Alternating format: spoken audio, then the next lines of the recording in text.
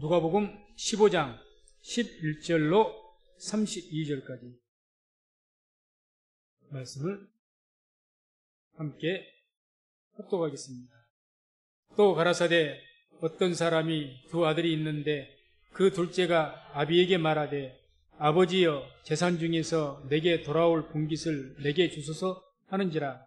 아비가 그 살림을 각각 나누어 주었더니 그 후 며칠이 못되어 둘째 아들이 재물을 가지고 먼 나라에 가 거기서 허랑방탕하여 그 재산을 허비하더니 다 없이 한 후 그 나라에 크게 흉년이 들어 저가 비로소 궁핍한지라. 가서 그 나라 백성 중 하나에게 붙여서 하니 그가 저를 들로 보내어 돼지를 치게 하였는데 저가 돼지 먹는 쥐염 열매로 배를 채우고자 하되 주는 자가 없는지라. 이에 스스로 돌이켜 가로되 내 아버지에게는 양식이 풍족한 품꾼이 얼마나 많은고 나는 여기서 줄여 죽는구나. 내가 일어나 아버지께 가서 이르기를 아버지여 내가 아들과 한 죄를 얻었사오니 지금부터는 아버지의 아들이라 일컬음을 감당치 못하겠나이다. 나를 품꾼의 하나로 보소서 하리라 하고 이에 일어나서 아버지께로 돌아가니라. 아직도 상거가 먼데 아버지가 저를 보고 치근히 여겨 달려가 목을 안고 입을 맞추니 아들이 가로되 아버지여 내가 하늘과 아버지께 죄를 얻었사오니 지금부터는 아버지의 아들이라 일컬음을 감당치 못하였나이다. 아버지는 종들에게 이르되 제일 좋은 옷을 내어다가 입히고 손에 가락지를 끼우고 발에 신을 신기라. 그리고 살찐 송아지를 끌어다가 잡으라. 우리가 먹고 즐기자. 이 내 아들은 죽었다가 다시 살아났으며 내가 잃었다가 다시 얻었노라 하니 저희가 즐거워하더라. 맏 아들은 밭에 있다가 돌아와 집에 가까이 왔을 때 흙류 주는 소리를 듣고 한 종을 불러 이 무슨 일인가 물은데 대답하되 당신의 동생이 돌아왔음에 당신의 아버지가 그의 건강한 몸을 다시 맞아들이게 되물리나요. 살찐 송아지를 잡았나이다 하니 저가 노하여 들어가기를 즐겨 아니하거늘 아버지가 나와서 권한데 아버지께 대답하여 가로되 내가 여러 해 아버지를 섬겨 명을 어김없거늘 내게는 염소 새끼라도 주어 나와 내 벗으로 즐기게 하신 일이 없더니 아버지의 살림을 창기와 함께 먹어버린 이 아들이 돌아오매 이를 위하여 살찐 송아지를 잡으셨나이다. 아버지가 이르되 예 너는 항상 나와 함께 있으니 내 것이 다 내 것이로되 이 내 동생은 죽었다가 살았으며 내가 잃었다가 얻었기로 우리가 즐거워하고 기뻐하는 것이 마땅하다 하니라. 아멘. 말씀을 중심으로 해서 아버지의 마음 이런 제목으로 말씀을 선포하도록 하겠습니다. 말씀 듣기 전에 믿음으로 고백합니다. 하나님의 때가 되었습니다. 하나님의 때가 되었습니다. 네. 하나님의 구원의 때가 되었습니다. 하나님의 구원을 바라봅시다. 하나님의 구원을 바라봅시다. 2023년도에 하나님께서 우리 성민순복음교회 하나님의 구원의 역사를 행하시고 그 구원을 나타내실 줄로 믿습니다. 오늘 말씀은 돌아온 탕자의 비유에서 많이 알려져 있는 그런 내용이 말씀입니다. 성경을 안 보아도 내용을 알 만큼. 그래서 이 탕자의 비유를 통해서 이 첫째 아들과 두 아들이 있었는데 이 두 아들들 그들의 어떤 이 잘못은 무엇이고 또 아버지는 어떤 마음을 가지고 있었는가 말씀 통해서 보겠습니다. 이 말씀이 비유죠. 예수님께 이런 비유를 하신 이유는 예수님께서 다니시면서 세일이나 창기 이런 죄인들과 잘 어울리시고 그들과 함께 먹으시고 또 그들에게 말씀을 전하시니까 바리새인과 사두개인들이 와갖고 왜 당신은 선지자라고 말하고 메시아라고 말하면서 죄인들과 어울립니까? 이렇게 예수님에게 항의했을 때 그들에게 가르치기 위해서 비유적으로 이렇게 말씀하신 겁니다. 그래서 첫째 아들은 이제 유대인들, 지금 그 비방했던 유대인들을 의미하는 것이고, 둘째 아들은 이방인들을 말합니다. 또는 죄인들. 그걸 상징한다고 보겠습니다. 그래서 아무튼, 자, 그런 의미에서 주님께서는 이제 결국 그 유대인들이 깨닫게 하기 위해서, 너희도 같은 죄인들이라는 것을 깨닫게 하기 위해서 아마 주신 말씀일 겁니다.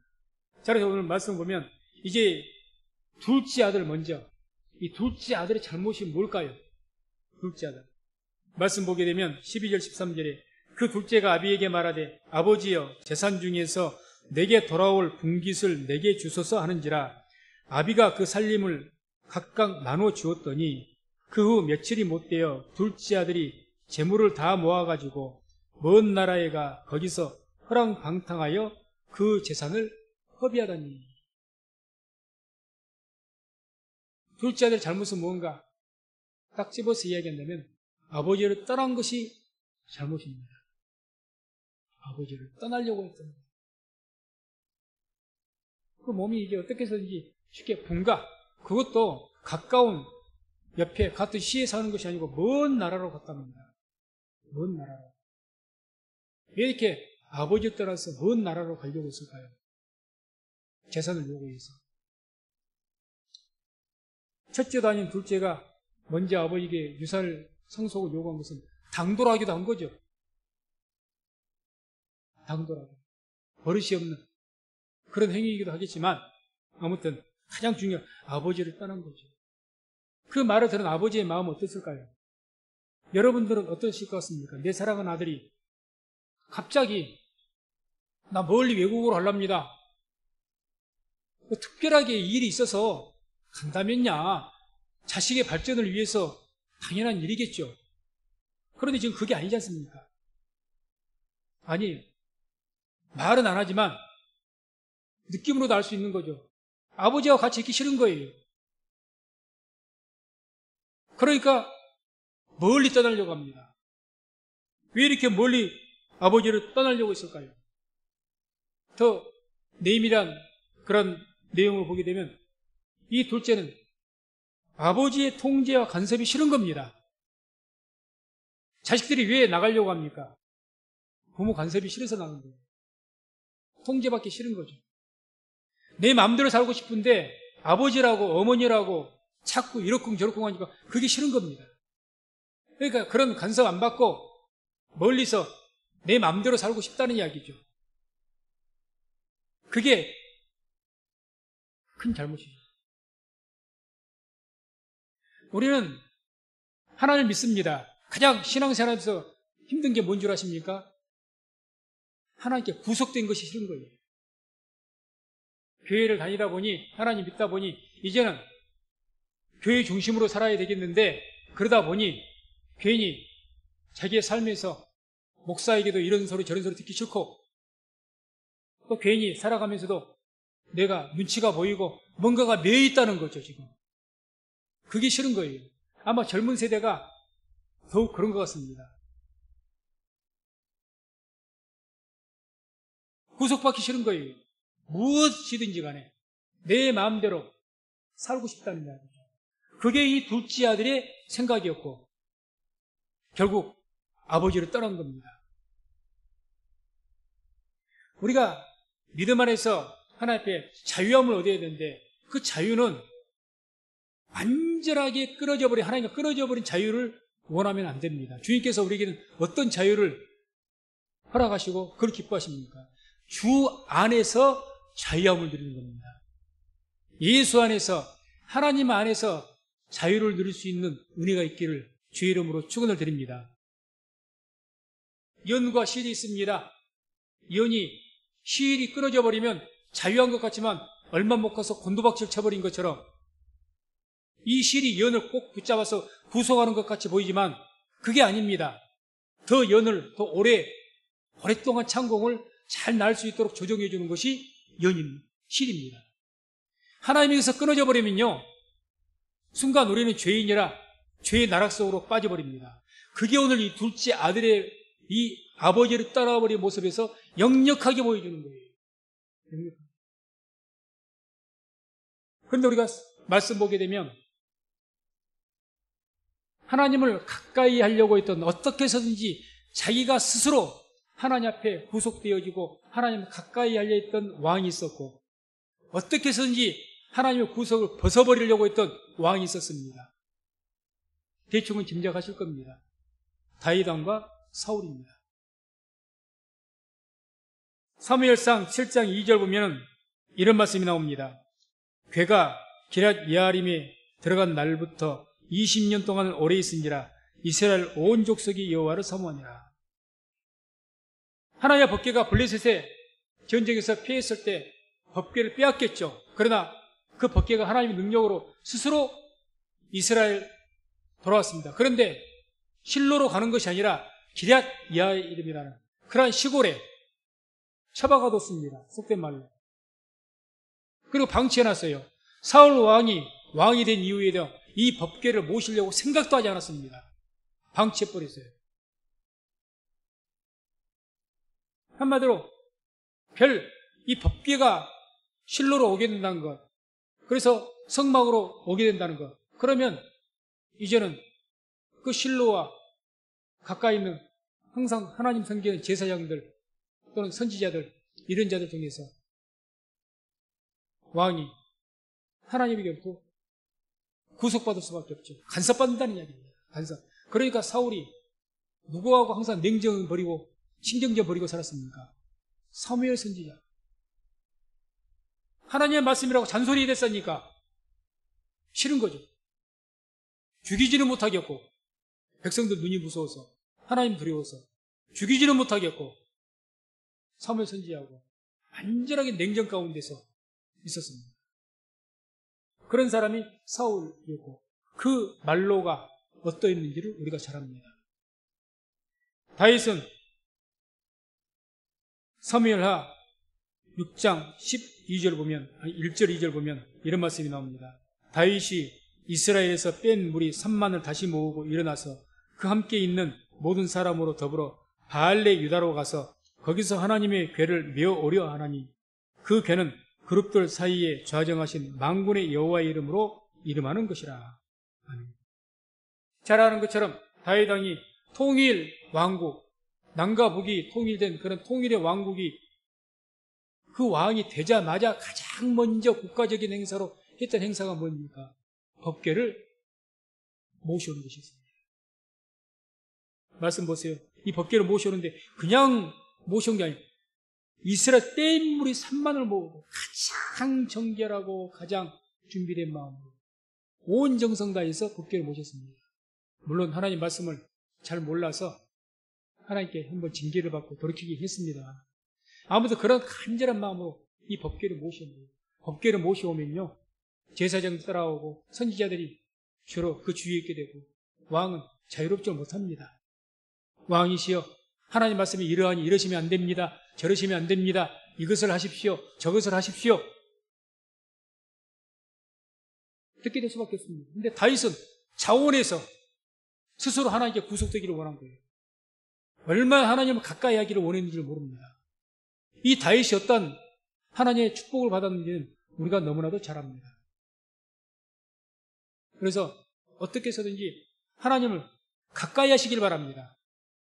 그게 복입니다. 하나님을 가까이 하니, 더 교회를 가까이 하니, 아니 내가 마음도 잘하게도 눈치 보이고 괜히 구속된 것 같고 싫어. 그러지 마십시오. 하나님 가까이 하시기 바랍니다. 여러분, 내가 주 안에서 신앙적인 일로 인해서 내가 구속받고 그거를 우리 즐겨할 수가 있어야 되죠. 하나님께서 멀어지려고 하지 마십시오. 그래서 이렇게 둘째가 아버지를 떠났습니다. 결국 그 떠난 결과가 어땠습니까? 그게 13절에서 16절까지 나오죠. 그 며칠이 못 되어 둘째 아들이 재물을 다 모아가지고 먼 나라에 가 거기서 허랑방탕하여 그 재산을 허비하더니 다 없이 한 후 그 나라에 크게 흉년이 들어 저가 비로소 궁핍한지라. 그 나라 백성 중 하나에게 붙여서 하니 그가 저를 들러 보내어 돼지를 치게 하였는데 저가 돼지 먹는 쥐염 열매로 배를 채우고자 하되 주는 자가 없는지라. 이 둘째 아들이 재산 다 달라 해가지고 먼 외국으로 가버렸습니다. 가서 가장 먼저 일어난 일이 뭡니까? 허랑방탕이란 말이 나옵니다. 허랑방탕. 꽤 많은 재산을 가지고 갔을 것 같은데 허랑방탕했다. 왜 허랑방탕했겠습니까? 만약에 아버지 곁에 있었으면 허랑방탕하겠습니까? 그것을 아버지가 그냥 두겠습니까? 그냥 안 두죠. 내 이놈의 자식 왜 이렇게 살아가느냐고 당장 나무랄 겁니다. 왜 이렇게 됐죠? 아버지를 떠났거든요. 누가 나에게 잘못했다고 말해주는 사람이 없어요. 어떤 분이 그래요. 고아로 자라서 어렸을 때부터 남의 것 도적질하다가 그래서 감옥에 갔습니다. 작은 자가 계속 살아요. 정가 10몇 범이 돼요. 이제 나이 한 3, 40 됐는데 평생 거의 들어갔다 나왔다 감옥 살이. 그래서 어떤 분이 전도하기 위해서 그분을 만난 거예요. 그랬더니 그분이 하는 말 중에 이런 말 하더니 내가 그렇게 잘못을 해도 누군가가 나에게 그러지 말라고 때려주고 해줬던 사람이 있었으면 내가 이렇게는 안 됐을 거라고.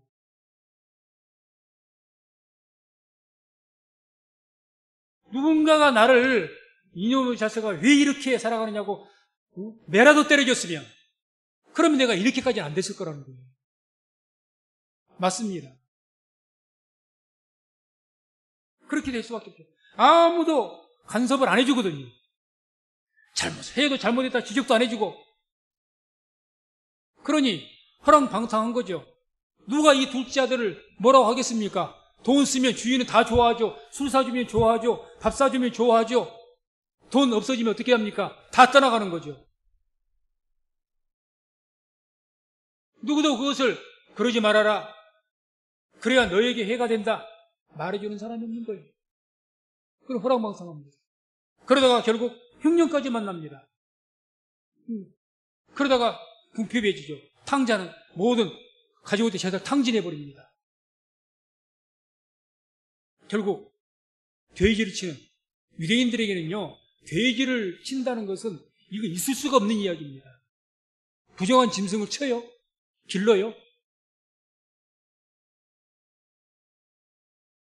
그런 가장 처참한 지경에 이르렀다는 거죠. 그걸 지금 말씀해 주고 있는 거예요.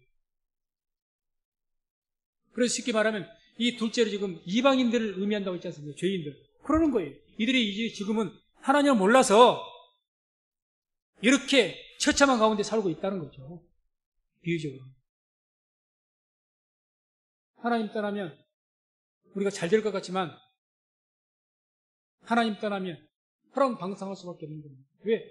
내가 죄를 지어도 하나님 떠나면 성령님께서 나를 죄 지었다고 그런 성령의 말씀 주시겠습니까? 하나님 떠나면 누군가가 믿는 사람이 와서 그러지 마시오 말을 해주겠습니까? 그러면 허랑방탕한 겁니다. 죄악 속에 살아가는 거예요. 왜? 누가 아무도 나에게 그걸 죄라고 말해주지 않고 그러지 말라고 안 해주거든요. 그러니 죄악 속에 둥글다가 그렇게 살다가 죽는 거죠. 그렇기 때문에 우리는 하나님을 가까이 하는 것, 이게 얼마나 귀한 일인지 모릅니다. 시편 73편 28절 보면 말씀을 같이 합독합니다. 하나님께 가까이함이 내게 복이라. 내가 주 여호와를 나의 피난처로 삼아 죄의 모든 행사를 전파하리이다. 아멘. 하나님께 가까이함이 내게 복이다. 하나님을 가까이 한 것이 복입니다. 아멘. 하나님을 가까이 하는 것이 복이에요. 교회를 가까이 하는 것이 복입니다. 믿음이 좋은, 믿음의 옆에 동역자들, 그런 사람들 가까이 하는 것이 복입니다. 그러니까 믿음이 좋은 사람들은 막 내가 조금 믿음이 실족해서 교회를 등한시하고 그러면 막 옆에서 붙이는 것 아니에요. 아, 집사님 왜 그래? 왜 교회 안 나와? 요즘 왜 그래? 교회 떠나가면 그렇게 말해줄 사람 없어요. 아무도 뭐라고 옆에서 기도해 줄 사람이 없습니다. 내가 죄악 가운데 하나님께 점점 더 멀어가도 안타까워해 주고 기도해 줄 사람이 없는 거예요. 그러니 허랑방탕하죠. 점점 더 죄악 가운데 빠지게 되죠. 그래서 우리는 어떻게 해서든지 하나님을 가까이 하십시오. 교회를 가까이 하십시오. 믿음의 동역자들을 가까이 하시기 바랍니다. 그게 복입니다. 그 다음에 두 번째로 첫째 아들의 그럼 잘못은 무엇일까? 첫째 아들, 장남의 잘못. 이 첫째 아들은 유대인을 의미한다고 했습니다. 28절에 30절 보면 저가 노하여 들어가기를 즐기 아니하거늘 아버지가 나와서 권한대 아버지께 대답하여 가로되 내가 여러 해 아버지를 섬겨 명을 어김이 없거늘 내게는 염소 새끼라도 주어 나와 내 벗으로 즐기게 하신 일이 없더니 아버지의 살림을 창기와 함께 먹어버린 이 아들이 돌아오매 이를 위하여 살찐 송아지를 잡으셨나이다. 이 첫째 아들의 말 들어보면 충분히 공감이 가고 이해가 될 법도 합니다.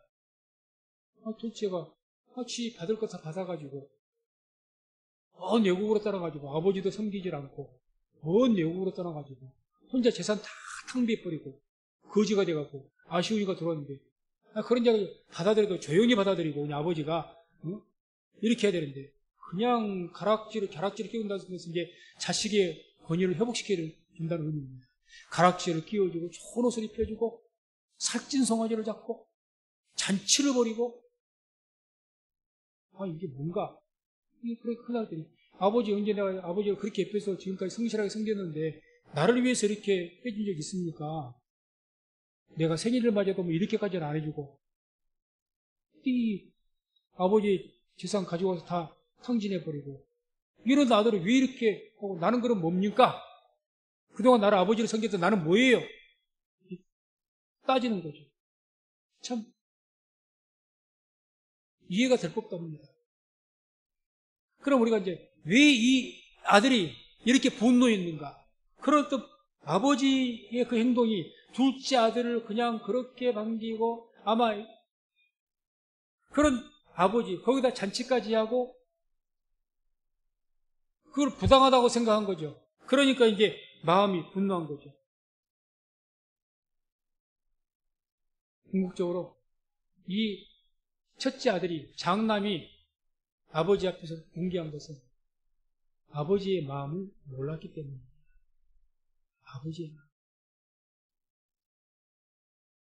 아버지의 마음을 잘 헤아리지는 못한 거예요. 어느 부모가 자식이 돌아오는데 아무리 죄를 지었고 그런다 해도 다시 돌아왔는데 기뻐하지 않을 부모 있습니까? 아직 성숙하지 못한 거예요. 우리가 그러잖아요. 자식들이 막 속으색입니다. 이놈아, 너도 다음에 장가 가서 자식 낳고 키워봐라. 어떤가 이 아버지의 마음을 알 것이다. 그런 말씀들 안 하십니까? 여자분들도 그렇잖아요. 어머님들도 딸들에게 속으색이면 니도 나가서 자식 낳고 배 아파서 자식 낳아봐라. 그러면 이 애미 속을 알 것이다. 그런 말씀들 하시잖아요. 이 장남의 잘못은 뭐냐? 아버지의 마음을 모르는 거예요. 아버지의 마음은. 한마디로 더 직선적으로 표현한다면 마음이 아버지에게 떠나 있는 사람입니다. 첫째가 몸이 떠난 아들이라면 둘째가 몸이 떠나 있는 그런 아들이라면 뭘 외국에 있으니까 이 첫째는 아버지 곁에서 아버지를 섬기고 있는데도 불구하고 마음이 떠나 있는 거예요. 그러니까 아버지의 마음을 헤아리지는 못하는 거예요. 우리도 오늘날 그렇습니다. 성실하게 교회 다닙니다. 봉사도 합니다. 열심히 합니다. 그런데 정작 하나님의 마음을 헤아리지 못할 때가 많습니다. 하나님의 마음과 하나님의 뜻을 모르는 거예요. 그런 경우가 있습니다. 지금 그렇게 된 거예요. 그럼 왜 이 장남은, 첫째 아들은 이렇게 아버지의 마음을 모르고 마음이 떠나 있을까? 왜 이렇게 되었을까? 옆에서 가장 가까이서 아버지 섬기면 가장 아버지의 마음과 이심전심이래 가지고 좀 알았어야 되는데 아버지의 마음을 모르는 거예요. 그 답을 29절에 보면 이런 말씀이 나오죠. 그 큰아들이 아버지에게 하는 이야기죠. 내가 여러 해 아버지를 섬겨 명을 어김이 없거늘. 아버지의 말씀대로 다 했습니다. 제가 살아오면서. 바로 아버지께 대한 의무는 내가 다 했습니다. 이런 마음가짐이 아버지의 마음을 이해를 못하는 거예요. 나의 할 바는 다 했습니다. 여기 부모님들이 계시니까 자식들이 옆에서 용돈 잘 주고 또 때로는 이렇게 입고 또 좋은 옷도 사주고 맛있는 것도 사주고 그런데 자식들이 전혀 아비와 어미의 마음을 이해를 못하는 것 같아요. 어떻게 하기를 원하십니까? 몸이 가까이 있는 것도 중요하지만 부모의 마음을 알아주는 것, 그것이 가장 귀합니다. 그걸 더 원할 거예요. 차라리 용돈을 적게 주고 차라리 나에게 그렇게까지 물질적으로 안 해줘도 가난한 자식일지라도 그냥 부모 마음을 알아가지고 말도 따뜻하게 해주고 말 한마디라도 아주 그냥 사랑이 넘치게끔 그렇게 해주는 자식들, 그게 더 좋은 거죠. 그런데 장남은 아버지 옆에 그렇게 하지 못한 거예요. 그런데 이 장남 그런 의미에서 어떻게 생각? 나는 아버지에게 대외적으로도 말할 때도 아니 나 아버지 뒤에서 다 효자라고 하겠죠. 저 장남 참 효자야. 그 둘째는 아이고 그래서 못 떠먹었어. 아버지도 버리고 따라는 나쁜 녀석이라고 이렇게 말할지라도 장남은 칭찬을 많이 받았을 것 같아요. 아버지가 끝까지 섬기네 모시네. 정작 내막을 봤더니 마음은 아버지에서 많이 떠나 있었다는 거죠. 이해를 못해요. 그렇다면 아버지의 마음은 어떤 마음이었을까요? 이 두 아들에 대해서 20절에 보면 이런 말씀이 납니다. 20절 이에 일어나서 아버지께로 돌아가니라. 아직도 선거가 먼데 아버지가 저를 보고 측은히 여겨 달려가 목을 안고 입을 맞춥니다. 아버지의 마음은 항상 매일같이 나와서 뭐라고 나오죠? 아직도 선거가 먼데. 그러니까 이때 당시에 휴대폰이 있습니까? 무슨 통신수단이 있습니까? 자식이 언제 돌아올지 어떻게 알아요? 둘째 아들이. 근데 먼 데서 보는데 지금 먼 데서 오는 것을 본 거예요. 이 말은 무슨 말이냐? 거의 매일같이 동구밭에 나가셨다는 이야기예요. 오늘이라도 돌아오나 내일이라도 돌아오나. 아버지를 배반이죠. 아버지 입장에서는 얼마나 서운했겠어요. 아버지 나 돈 주세요. 내가 받을 거 상당히 아버지 자식이니까 유산 받아서 그것을 위해서 아버지 섬기기 위해서 하는 것도 아니고 먼 데로 떠나겠습니다. 나 아버지 통제받기 싫어요. 아버지 잔소리 듣기도 싫어요. 떠나서 머리 나 혼자 살겠다는 거예요. 그 말 들었을 때 아버지 마음이 어땠을까요? 그런 둘째 아들을 이 아버지는 매일같이 동구밭에 가가지고 오늘이라도 돌아올라 내일이라도 돌아올라 기다리셨다는 거죠. 이게 아버지의 마음이죠. 또 누가복음 말씀 5장 31절 32절 보면 주님께서 그렇기 때문에 이런 말씀을 합니다. 함께 말씀을 합독합니다. 예수께서 대답하여 가라사대 건강한 자에게는 의원이 쓸데없고 병든 자에게라야 쓸데있나니 내가 의인을 부르러 온 것이 아니요 죄인을 불러 회개시키러 왔노라.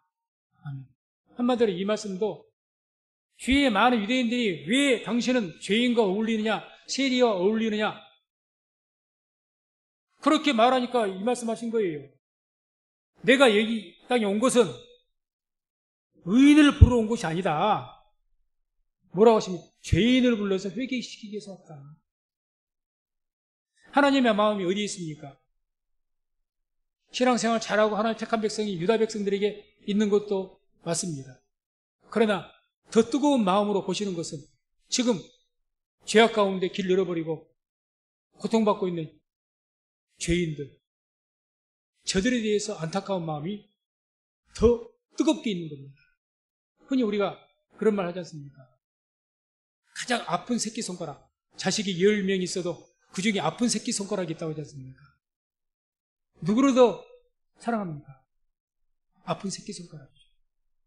잘난 자식들 9명보다 한 명의 그 부족하고 또 여러 가지 힘든 자식, 여기에 마음이 가는 것이 더 부모 마음 아닌가요?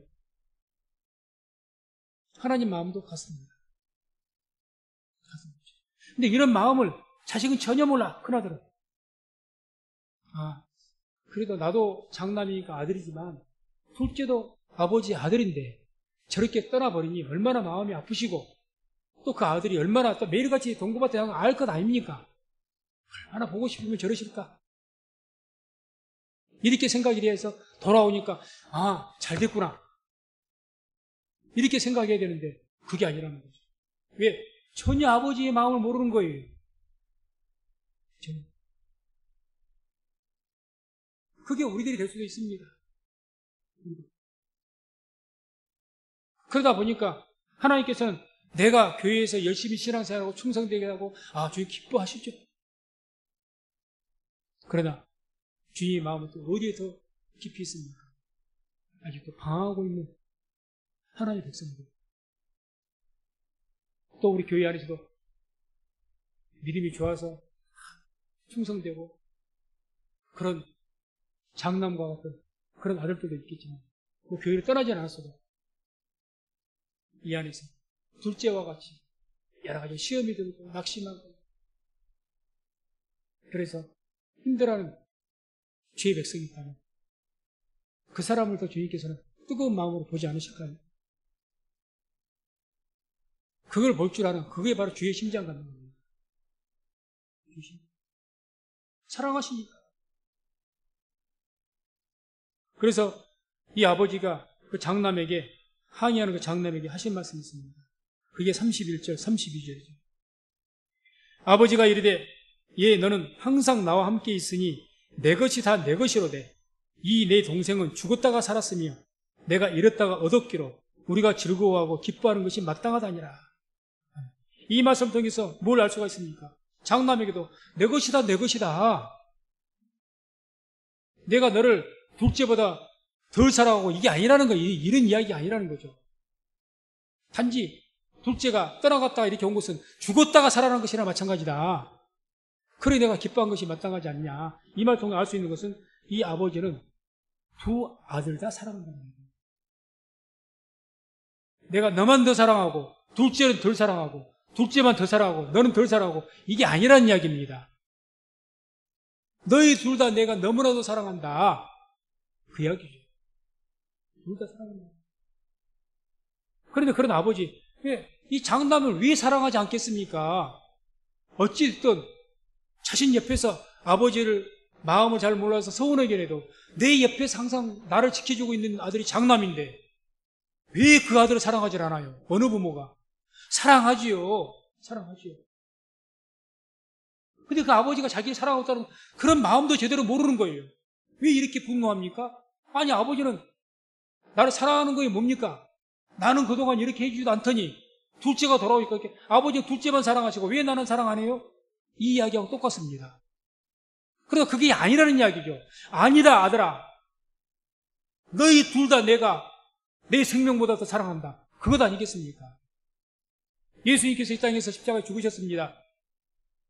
지금 구원받는 우리만을 위해서 주께서 죽으셨습니까? 아닙니다. 많은 길을 잃어버린 영혼들, 복음 알지 못하는 영혼들, 그들을 사랑하시고 그들을 구원하시기 원하시기 때문에 주께서는 우리 모두를 위해서 십자가에서 죽으신 줄로 믿습니다. 이걸 알아야죠. 하나님의 마음을 알아야 우리가 비로소 하나님의 뜻을 깨닫게 됩니다. 그래서 디모데전서 2장 4절에 이런 말씀이 나옵니다. 디모데전서 2장 4절 함께 말씀을 합독합니다. 하나님은 모든 사람이 구원을 받으며 진리를 아는데 이르기를 원하시느니라. 아멘. 하나님의 본심은요, 모든 사람이 구원받기를 원하십니다. 하나님의 본심은 우리 모두가 구원받고 진리에 이르기를 원하시고 행복하고 기쁘게 살기를 원하시는 것이 하나님의 본심입니다. 그게 하나님의 마음이에요. 나는 주님 믿어서 복받고 잘 살고 있어. 그런데 다른 사람들은 그렇지 못한 사람들이 있어. 그럼 저들은 하나님 믿지 못하니까, 하나님 안 믿으니까 날마다 저주받고 고통받는 것을 주님께서 원하실까요? 그러지 않습니다. 저들도 주께로 돌아오기를 원하시는 거죠. 주께로. 이런 첫째 아들과 같은 대명사의 선지자라고 할 수 있는 사람이 누구였습니까? 요나 선지자였죠. 요나가 그랬잖아요. 요나. 니느웨로 가라. 니느웨라는 것은 아수르라는 곳, 아수르의 수도예요. 그러니까 바로 쪽 이스라엘의 위쪽에 있는 나라입니다. 얼마나 이스라엘을 괴롭혔는지 몰라요. 아주 치가 떨릴 정도로 미운 나라입니다. 그 나라에 가라고 하니까 성경에 나오지 않습니까? 요나가 그러잖아요. 하나님은 사랑이 많으시고 자비가 많으신 분이기 때문에 분명히 나라고 가라고 하신 것은 복음을 전하는 것이고 저희를 구원하려고 그러신 것 같은데 가게 하시는 거예요. 그러니까. 왜 저 나라를 구원하냐는 거예요. 요나가 꼭 첫째 아들입니다. 하나님 마음 모르는 거예요. 이렇게 박농굴을 통해서 가르치지 않습니까? 야, 네가 하루 생겼다가 없어진 박농굴 그렇게 아까워서 그러는데 이 니느웨 성에는 많은 선악을 분별하지 못하고 살아가는 그런 사람들이 많다. 수만 명이다. 어떻게 저들을 내가 아끼는 것이 마땅치 아니하냐. 이렇게 말씀하잖아요. 하나님 마음 모르는 겁니다. 그래서 저는 이 말씀을 묵상하면서 그런 생각, 누가 더 탕자일까? 우리가 탕자의 비유, 자연스럽게 아버지 몸을 떠난 그 둘째 큰 탕자라고 생각하는데 누가 더 탕자일까? 다 똑같겠지만 둘째 아들은 몸이 떠난 탕자였고 첫째 아들은 마음이 아버지를 떠난 탕자였습니다. 둘 다 탕자예요. 여기에서 하나님 앞에 그래서 우리가 이 말씀을 우리가 받아들인다면 항상 우리에게 어떤 고백이 있어야 됩니까? 주님, 나는 죄인으로서이다. 이 고백이 있어야 됩니다. 나는 죄인으로서이다. 나는 교회 안에 있으니까 죄인이 아닙니까? 나는 주 앞에서 당당합니까? 그게 지금의 큰 아들이잖아요. 그게 큰 아들이죠. 우리도 죄인이에요. 용서받은 죄인이지만 죄인입니다. 그런 마음을 가지고 살아가야 우리가 하나님의 마음을 알게 될 것입니다.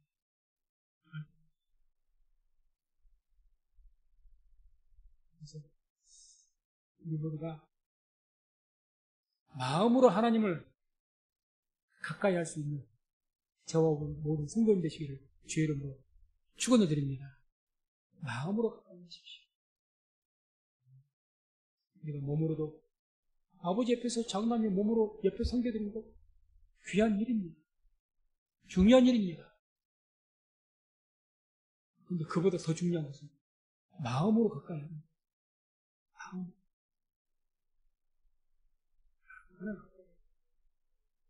그래서 이렇게 하나님 앞에서 기도하면서 영적인 교제를 나누면서 그래서 그냥 아주 마음으로 부모로 가까이 자식들 아버지가 여기서 오늘 뭐가 있었어 이런 일이 저런 일이 위주와 고주와 이야기하면서 아버지가 가까이 하고 부모로 가까이 하고 그게 더 부모가 더